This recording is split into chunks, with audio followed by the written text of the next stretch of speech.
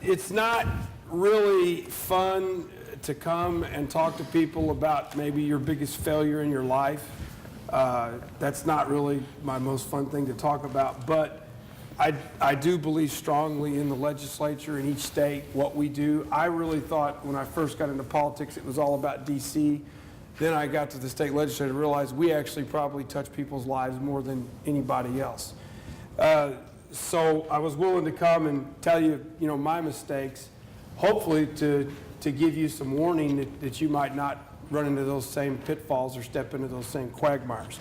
Now, since most of you are new speakers, I want you to understand you'll learn when you come to these conferences, this partisan thing is just checked at the door. There's no other group I know where the partisanship is like, it really doesn't matter. We really don't care how liberal you are or how conservative you are. But when you're new and you first come, you're still, you've been fighting the Democrats or the Republicans, so you're still maybe a little worried. So you just need to know I'm a very hardcore conservative. So if you're a hardcore liberal, trust me, now my best friends are liberals. So don't get all worried about that, okay? Don't let that turn you off. Because you're really trying to advance your agenda and make a difference in your state. And you're doing it because you believe that's what's best. And I applaud you for it, regardless of whether you're a hardcore conservative or a hardcore liberal or just somewhere in the middle trying to survive. So what did Tom say a few years ago? There was 23 speakers under indictment or in prison or something like that. And, I heard that statistic and I thought, boy, it's poor guys. I feel sorry for them. They just probably were dishonest or something. They were probably no good. Out of my class, I think we had in Boston 11 or 12, 4 of us ended up having very significant problems. So almost could do you like they did us in the Marine Corps. Look to your left, look to your right. Either you or the person sitting next to you is probably going to have some troubles that are more problematic than what you currently think they'll be at some point in your career. My advice, do 2 years and get out as quick as you can. My comments also are really, I think term limits are such an impact in states with term limits. It makes it such a tougher job to be speaker. I served with the old guys before term limits kicked in, and the relationships you build and the friendships and knowing that you're going to be there longer tend to kind of de-escalate the conflict, and you can build better friendships. When there's term limits and you're in there for 8 years and out, they don't give a rip about you. What can you do for them? They don't care about long-term friendships. It's much harder to manage a caucus. Everything's different. And my talk's probably more geared towards younger speakers, which we have here today because I was the youngest speaker in my state's history. And I think sometimes the temptations for us young speakers, at least guys, I don't know about the ladies as much, and I'm going to be a little bit candid with you today, are problematic, although I've seen the old guys have just as many troubles too. Not that you're an old guy. Let me tell you that. Everything's relative. There's really 3 ways you become a speaker. And we all like to think we're geniuses and we're the smartest people in the world because everybody tells us that. But really, we're just as dumb as we always were. We're just as ugly as we always were. Nothing's really different. But when you get speaker, everybody tells you how smart you are. And when you win speaker, that's a successful thing. But really, there's 3 ways you get elected, I think. Either you're a campaign guru from a caucus that's very tight, and because you know how to win races, people need you to win races to be in the majority, so they get behind you, support you, and make you speaker. Maybe Oregon and Colorado, you guys might be like that. Or you're some genius lawyer that's eloquent on the floor, and you handle legislation, and you know how to work deals, and people see you as someone who can help pass their agenda, and they elect you because you're the smooth operator. You probably have a big majority, and nobody worries about that anymore. They all just think they're going to be in the majority. Or you're one of these nice guys that just gets along with everybody, and they had some huge fight, and nobody could get consensus, and they decided to grab you because you're friendly and everybody liked you. And you think you're a genius. Or there's, I guess, one other way. You just act really stupid and you do what everybody tells you, and everybody decides, hey, let's get him in because he'll do what I want. Either way, you're smart because you figured out some way to get enough people that all have bigger egos or as big as yours to decide to pick you and put you in charge of them. So, but you're not that smart, okay? You're not that great like you think you are. So my friend used to say, power doesn't corrupt, it just reveals. And I think that's true.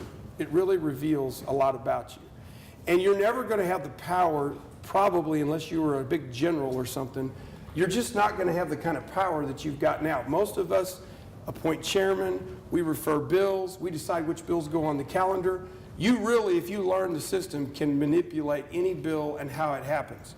So you're going to have a lot of power, and that power is very dangerous, and it does reveal your weaknesses. Little weaknesses that don't seem like much to you in the rest of your life, all of a sudden get blown up and can really cause you to stumble, I think. Now, I just tell you quickly about my story. I was very successful in life. I had a great parents, mom and dad. My dad was a Baptist preacher. I grew up. I was in charge of everything as a kid. I was a student body president. I was on the track team, set school records in high school and college. I went to the Marine Corps, met some other sharp people, finally some people that were as good shape as me and smarter than me and all this. I had never had that happen, some Stanford graduates and things like that. But all of a sudden I got top battalion lieutenant. All these things were positive. I got out of the military, came back into business, never really cared about money, started making great money because, to take these legislative jobs, you kind of got to have some independent wealth or some kind of resources. I made great money, decided to run for state rep, ran for state rep, raised all kinds of money, won a seat that, we all weren't supposed to win. We got through it. Then I got to the legislature, was in the minority, hated that. That was not too fun. I decided we're going to win the majority. I'm a campaign guy, put a plan together. They picked me. We win the majority. 2 years later, I'm Speaker Pro Tem, the number 2 guy in our House. Only been in the legislature 2 years. Thought I was a genius. And then shortly after that, in 4 years, I think there's somebody else here that was in 4 years, and from Maine, got to be Speaker. And I was a rock star. Now, all these things were not bad. They were all good. But my whole life, I never lost anything. Probably like you all. They don't put idiots in charge of these bodies. You usually all have successful careers or successful pasts. You're all good at something. And while success is a good thing, in my opinion, or at least in my life, success can kill you. Because I started believing that I was that smart, that I was that great, and that I never lost, and that I was a genius. So all those things went extremely well. Before I went to be Speaker, I read a book called Master of the Senate. So great to be here at LBJ. I would highly recommend reading that book. I've never seen a book that explains the legislative process and how to manage it and drive it better than what Lyndon Johnson did in that book. Masters of the Senate. Masters of the Senate, a great book. I totally read it. I changed the House rules just to better manipulate. I didn't understand the Senate, why it was always a cluster, I thought. That book helped me understand the Senate. I changed the House rules so that we could manage the Senate so much better, and it worked. When I became Speaker, we had a Republican governor, and I sound like I'm bragging to you, but we passed everything. The hardest pro-life bills you could imagine, the hardest gun right, concealed carry bills you can imagine, tort reform, workers' comp, all the big business stuff. If you're a Republican, you'd love me. If you was a Democrat, you'd probably want to shoot me between the eyes. We did our agenda, and I really learned the process and learned how to do it. I had me about 8 or 9 Senate buddies, half of them Democrat, half Republican. The Senate leadership hated my guts, but I controlled the Senate. Whatever those boys needed, I took care of them. Whatever I needed, they took care of me. I had the Senate in fits. The governor, the first year I learned a lot, but the governor, I worked with him. They told me up here, boy, that governor's in your party, it's going to be bad. First year I thought I was on a team. That's the other thing. You're not on a team in politics. I thought I was on a team. Turns out I wasn't. Well, I just started rolling over the governor because he didn't really matter. He needed me more than I needed him. So we just made things happen. I threw down with the governor, kicked the guy out of his office when he voted against the rules, fired a couple committee chairmen. I was very ruthless, so to speak. Now, I was a nice guy. I was friendly, Baptist preacher's son. Everybody liked me. I was mannerly, yes ma'am, no sir. I wasn't some mean guy that people hated, but buddy, if you was standing in the way of passing our objective, kind of like LBJ, I really like reading him. Whatever I needed to say or do to get you to do what you needed to do, I found a way, either threatening or hugging you or loving you, whatever it took, and it worked. It worked great. And what did that do? Only made me think I was more smart and better. The problem with all this is my life was kind of getting out of balance. Everything revolved around the legislature. I was constantly being asked to go to members' events, and I did it. I raised more money than anybody ever had. I didn't go home some weekends. I lived 4 hours away from the Capitol, so I'd go on fundraisers or go to events. It's a big state. You can't just go home if you're going over to Kansas City, go back to southeast Missouri. So I wasn't getting home. My life was kind of coming out of control. I kept promising my wife when I first ran for state rep, once I win, I'll be home and I'll have more time. Well, then I won. Well, you know how that goes. The first session, you're all into that, and everybody taking you to dinner, telling you you're great, buying you dinner, you're loving that. I said, well, you know, once session's over, I'll get home. Well, then we had redistricting, and they put me in charge of that. I said, well, once redistricting's over, I'll get home more. Well, then after redistricting, they're like, we need to help win the majority. Well, once we win the majority, honey, I'll be home. Then we won the majority. I was Speaker Pro Tem. Now I got a whole new role. Well, let me get this session out of the way. Then I was going to be Speaker. Well, once I went Speaker, and by that time, my wife had had enough. And she didn't like politics anyways. I wasn't home to watch my kids. I thought I was saving the state. Hey, I was working on good things that all my people back home believed in, stopping abortion, getting gun rights, cutting taxes, all the conservative stuff we push. So I thought I was doing the right thing. Unfortunately, it wasn't the right thing for my family. This is where I failed the most. And in my pride, you know, hey, you go home, your wife wants you to take out the trash or mow the grass. I'm like, I'm saving the state here. I don't have time to mow the grass. You know, I mean, let's hire somebody. She wanted me to mow the grass or take down the Christmas tree lights. That's a big thing to her. Well, I thought I was too important to mess with little stuff like that or go to my parent-teacher conference meetings. Pride really was messing me up. Now, my first year Speaker was a lot of pressure. Everybody wants to meet with you, right? Because you're the new guy, and they want to give you their agenda, their 3 priorities. So I'm taking every meeting, and I'm thinking it's cool. I'm meeting with CEOs, everybody, every 15 minutes, but I talked to one of the speakers about all the members hitting you and everybody driving you nuts. I used to block off like an hour for lunch, and I'd just go outside the Capitol, and I'd just sit there and just drink some water and just try to not have anybody talk to me. And where I learned that you got to give yourself 5 minutes every so often just to think and talk to your staff and not just be overwhelmed, so that you're not just so busy, but you're actually proactive and not reactive, kind of that strategic thinking.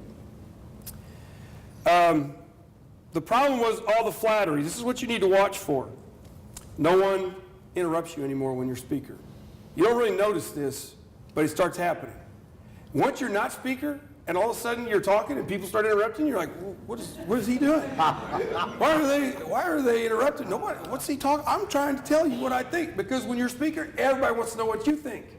Oh, yes, Mr. Speaker, that's a great idea. Oh, that's so funny. Oh, that's great. Everybody loves your jokes. Everybody agrees with you. Here's what they else tell you. You are the best Speaker, Rod, we've ever had in the state of Missouri. I tell you what, the other guys were good, but I've never seen anybody do it like you. And once you're out of Speaker, you go back and they'll be telling the next guy after you, you were the best Speaker we've ever had. So don't believe that stuff, because you're not the best Speaker they probably ever had, but you maybe start believing it. I started believing it. So that kind of flattery just kind of gets you going. You walk in, what do? Do they give you standing ovations when you walk into caucus sometimes, or walk into different Republican or Democrat meetings? They all stand up and clap for you? Oh, you know. I'll tell you, I got to the point even where I remember walking into rooms. Now, this would never have happened to me before I was Speaker. And I would think, why isn't he coming up to shake my hand? Why do I have to go? I hate to even tell you I thought that way. When you're first campaigning, man, you go shake every hand, kiss every baby. After you're Speaker, you're like, hey, I'm the man. They should come over and shake my hand if they want to talk to me. So, as you can tell, the biggest problem, my wife ended up having an affair on me. Now, I was mad about that. Now, hindsight, I don't blame her, because I was gone. Somebody else was nice to her, but it really messed me up. I loved her. We've been married 20 years. It made me very angry and very bitter.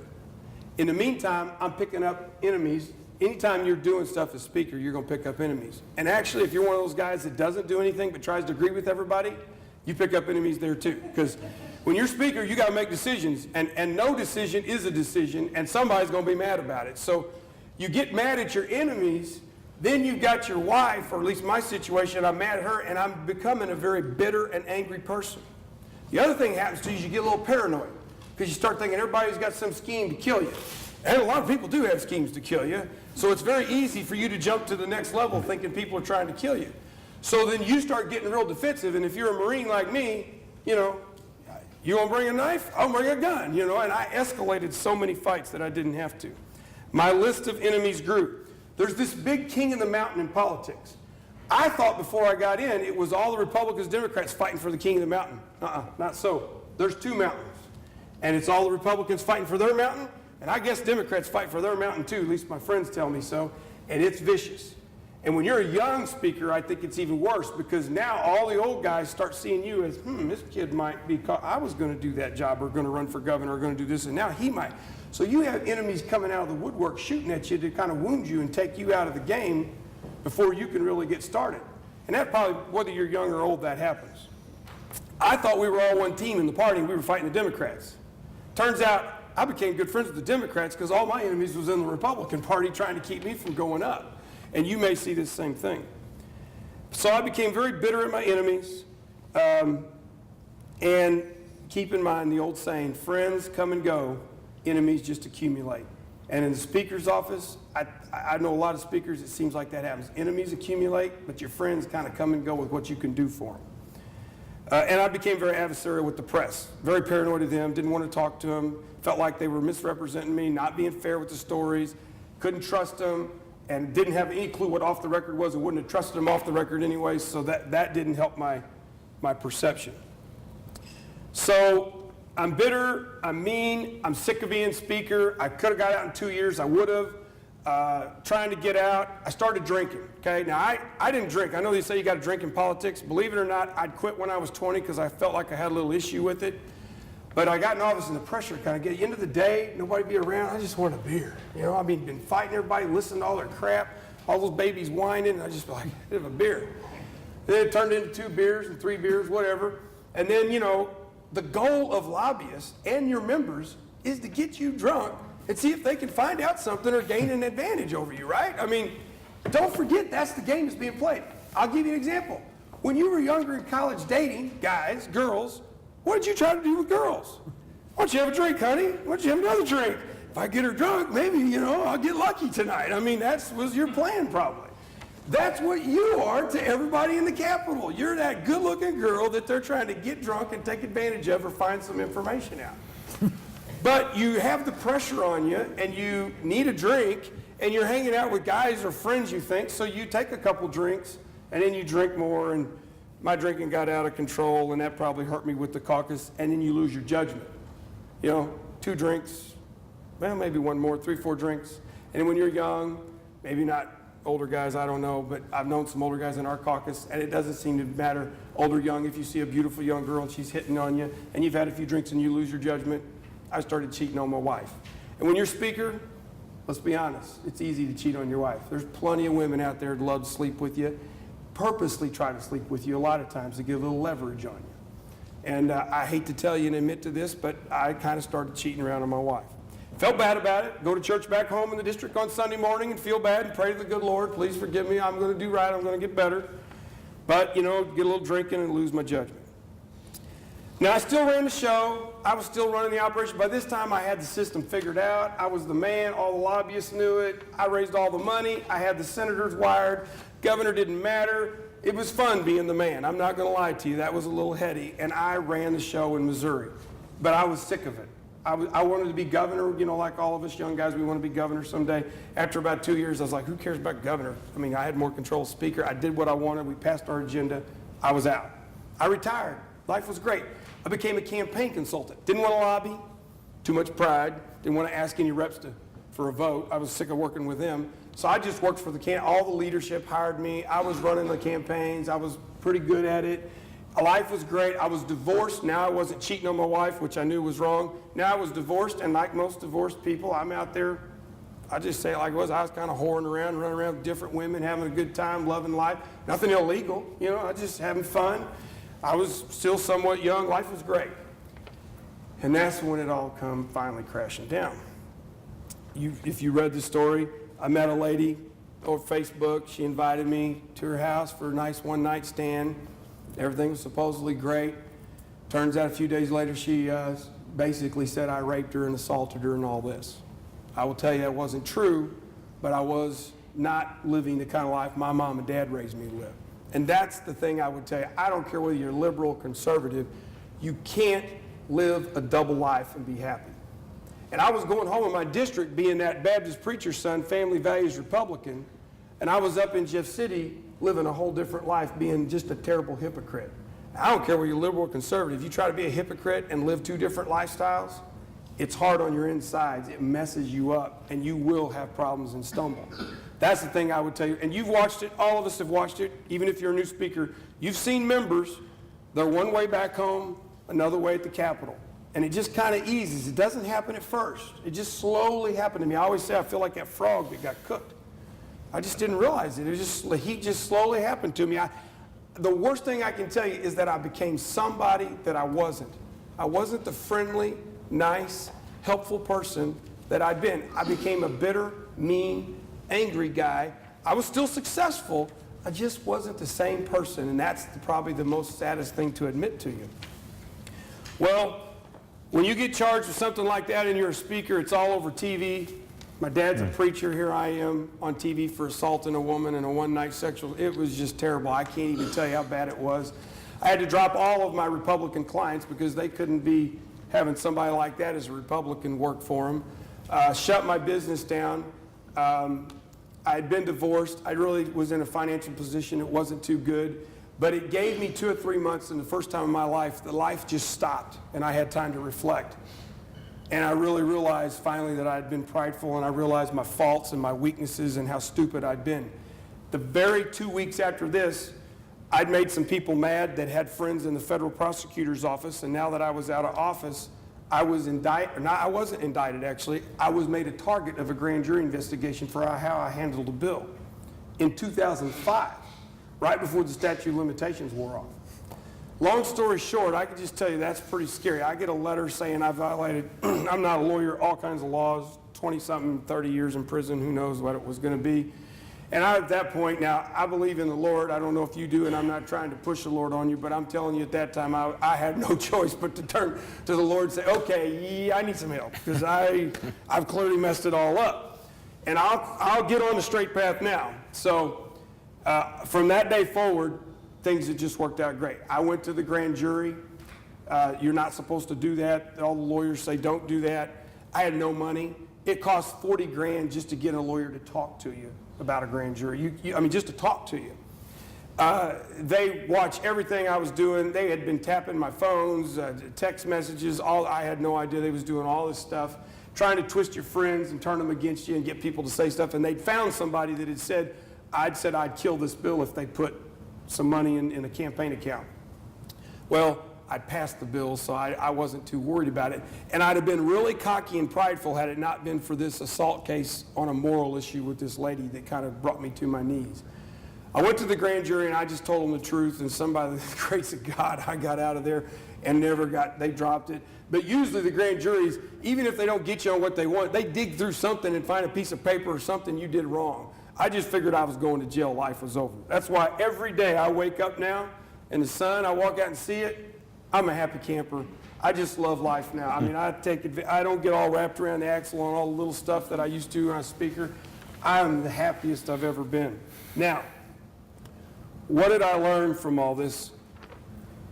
Okay, first of all, I didn't take time for my family. And I would tell you, make sure you don't if you mess your family up, your professional life will be messed up. You'll try to put a face on it, smile. I was like, I'm divorced, woo, I have fun now. No, fun is your kids and your family and your wife, and because after all this job's over, that's what you have if you don't screw it up like I did. I lost touch with my old friends. You know what happens, you get up with all the big dollar, unless you're a really wealthy person, which some people are, if you're poor, like I thought I was, now you're running around with millionaires and billionaires. Even in Missouri, we have billionaires. You're staying at the nicest hotels. You come to a place like this where they put a yellow rose on your bed at night. If you're in your state, you go to hotels, guess they put you in the presidential suite. Huge, big, giant bathrooms and all kinds, like a house, You get treated like a king. And all of a sudden, when a wedding or a funeral comes, you're going to lobbyists' kids' weddings and I'm not saying lobbyists can't be your friends, but you got a whole different peer group than what you got elected with, and you start not having time to talk to your old friends. And then the job ends, and most of the lobbyists and all the people that were big dogging you, they start big dogging the new speaker, and you go back home, and your friends are like, oh, I guess you want a friend now, Rod, huh? Where was you the last 8 years? Because I hadn't talked to you in 2 years. So don't lose track of your old friends, because they keep you kind of grounded, and when it all's over, You're going to need your old friends. I strayed from who I was and my core beliefs. Be careful. What did you say about writing that thing for your mom? Be careful if you're doing anything that your mom would be embarrassed to know you're doing, because that probably means you're not living kind of how you really are. That's probably a good indication. And trust me, I don't want my mom to know anything of what I did. Unfortunately, a lot of it came out, and it broke her heart. I also didn't take time to think that first year. I was just reacting, trying to learn the job. Take time to think. Talk to an old speaker in your state, somebody that can help you think through things. I started drinking too much. Trust me, there is a reason they all tell you, have 2 drinks at social occasions and stop. People really say stupid things after 2 drinks. And if you're drinking more than 2 drinks, you're probably saying stupid things too, or maybe doing stupid things or losing your judgment. And if you're not, like the reason I moved so quick, I never drank. All the people told me stupid stuff. They get to tell you all kinds of stuff. I remembered it all. If you're drinking more than 2 drinks, you can't remember what everybody else told you. And then don't start believing you are the smartest guy in the room or gal. Just remember, you're just as stupid as you've always been, okay? Don't think you've gotten smarter because they made you speaker. You were just dumb enough to take the job. I mean, but it's so hard not to be affected by flattery and people telling you you're smart. I'm telling you, I'm warning you, I'm begging with you that one thing. Do not believe it. You tell yourself, I told myself, oh, they all laugh at my jokes. I made jokes about how I didn't believe it all. The whole time I was making jokes, I was fooling myself because I was starting to believe it. The other thing you can do is you quit working as hard. Most of you probably had to work very hard to get to where you are. But once you're speaker, things start happening easier. It's kind of like once you become the NFL champion. You start going to more press conferences, do commercials, you don't do the workouts, you miss some things, and then what happens? Somebody knocks you off your butt. Same thing, the more success you have sometimes, it leaves you getting a little lazy and not doing the things that brought you success at first. The other thing is I suppress criticism and well-rounded advice. I bet every one of you like me, you tell your staff, now I want you to tell me the truth. I don't want anybody just telling me what I want to hear. I'm not one of those, I want to hear the truth. I bet you're all saying, I said that over and over. But how you act with your staff when they tell you the truth, maybe you look like this, or maybe you yell at them, or something. You've got to be thank you so much for, that's a very good situation. Compliment them when they tell you something you don't agree with or don't like. Because if you don't, they will quit. And then all you get is yeses. And then you make bad decisions. You should read a book, Why Great Leaders Don't Take Yes for an Answer. Great book to help you set up systems to help you not take yes for an answer. Because I guarantee you, when you're in the shell and you're getting beat up, nobody wants to hear bad stuff about themselves. Nobody wants to, and you'll take a little bit of it from your friends, but even your friends, you'll start arguing with them because everybody else tells you you're right. So suddenly in your staff and your circle of friends, one guy's telling you something wrong, you start thinking, he's dumb, or he's against me. I bet he's against me. I bet he's turning against me. I can't trust anybody. They're all turning against me. That starts going through your mind, and you cannot suppress criticism. The other thing, when the press is criticizing you, or the Democrats, or your enemies, pay attention to it. I used to discount it, oh, they just hate me, there's nothing I can do. There's a little bit of truth probably in those criticisms, and you tend to discount it and think that they're just bad. I don't say get all down and depressed, because you can get kind of down and depressed reading when it's all bad on you, but you should pay a little more attention to it. Also, don't escalate the fights. Don't be like the Marines.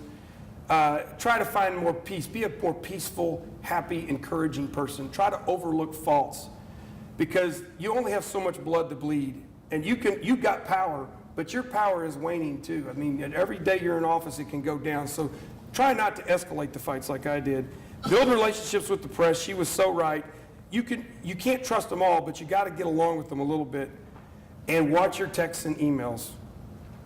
Do not think people are not reading your texts and emails. And people will get you to text them and email stuff just so they can go show it to somebody else and say, look what he said. People will record your conversations without you knowing it, and they'll go share it with caucus members or other people just to screw you. Now, I don't tell you this to get you all paranoid, because I said don't be too paranoid, but also be very careful with what you say and how you say it, especially if you're talking about fellow caucus members or the press or a group or an association, because what you say is so important for them to take and use to manipulate their interests. I have a little thing in the paper, never underestimate how much somebody will hurt you if it helps them just a little bit. My cynical lawyer friend told me that when I was a freshman, and I thought he was just, cynical lawyer. He's right. And get your sleep. When you work in this business so hard, I was a virtue of if you slept more than 4 hours a night, you were lazy. Unfortunately, if you don't get your sleep, you become cranky, irritable. It leads to more bitterness and bad decisions and bad judgment. As hard as it is and as busy as you are, I really recommend to you try to get your 6 to 8 hours of sleep if you can, and keep track of the favors you do for people. I'm not trying to be sexist here, but my wife and women, they can remember everything you've done right or wrong and everything they've done for you, and they go into these arguments with your wife, and she starts hitting you with all this, and you're trying to think, well, I did something for her. I couldn't remember it. Members are the same way. They come to you wanting this and that and referral and bills and all this stuff, and you do it for them, right? But you forget. So then you come to them, I need your vote on this. I'm sorry, Mr. Speaker, I don't know if I'm going to be able to help you with that. And just like LBJ State, you need to be able to say, well, you remember when you need this, when you need that? That can really help you get them to give you something you want. And unfortunately, I just thought I'd remember it. Get a journal, and every time you do a favor for a member or somebody, write that sucker down, because it may come in handy for reminding them how you help them when you need help. And don't get so paranoid and cynical. There's a lot of good people out there. They're really doing good stuff. And the job can get you paranoid and cynical, which leads to your bitterness. You got to be careful. You need to be prudent. You need to be wise. But don't turn into a cynical person. And every night when you go to bed, pray to the good Lord to show you where your pride is blinding you to what you don't see. Because pride can really, or in my case, really hid for me mistakes and errors in my judgment and how I handled things and traps that were set for me, because I thought I didn't need to talk to the press. I'm the man. I don't need to worry about making that guy mad. I'm the man. Pride can really cause you to make mistakes, and the whole system is set up to make you prideful and tell you you're the best thing in the world so that you'll do what they want. Very good.